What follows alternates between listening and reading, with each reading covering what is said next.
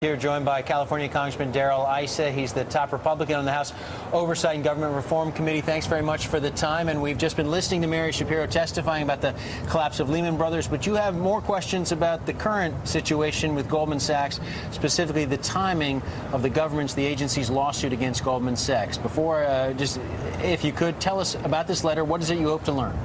What we hope to learn is who in the White House and who, to be honest, in the Democratic Party knew in advance that this was coming down so that they could be ready to fundraise off of this kind of a government action. Now, you've heard the White House, the SEC already say there was no coordinated effort here. Nobody at the White House knew this was coming. Do you have any evidence to suggest this was coordinated? Peter, there's a big difference between coordinated, which is what they're saying they didn't do, and the information was leaked. You know, Martha Stewart didn't coordinate her insider trading for which she went to jail, but she did, in fact, say, well, I didn't know, when in fact she did know, and she may have taken action.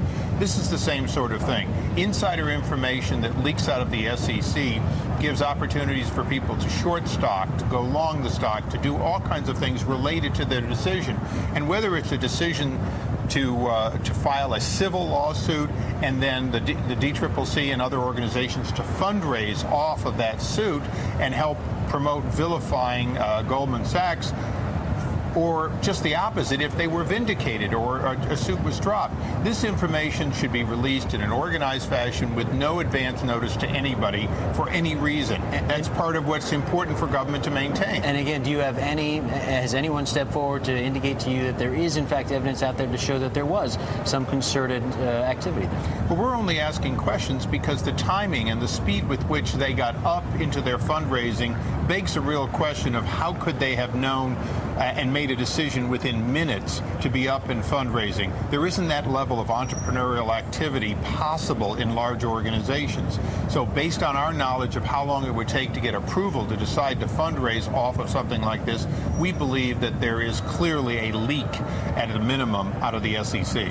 What about the case itself? Are you raising any questions at all about the government's case against Goldman Sachs, or are you supportive of the government if in fact the enforcement team believes they have enough evidence here in this case to move forward with this case? Well, certainly we think that the SEC should concern itself primarily with criminal charges. This is a civil suit. So I have some questions about why you bring a civil suit without actually going after individuals for wrongdoing.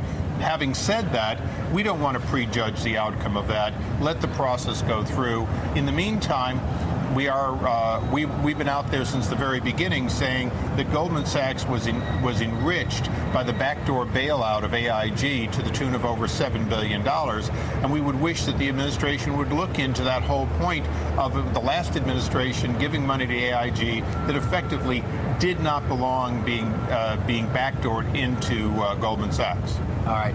We got to leave our conversation there. When do you expect an answer from Chairwoman Shapiro? We're waiting for so many answers these days on transparency from this administration, but we would hope she'd give us at least a partial action answer by April 30th. All right. Congressman Darrell Issa of California, Thank you for the time. Lori, send it back to you in New York. The latest here on Capitol Hill.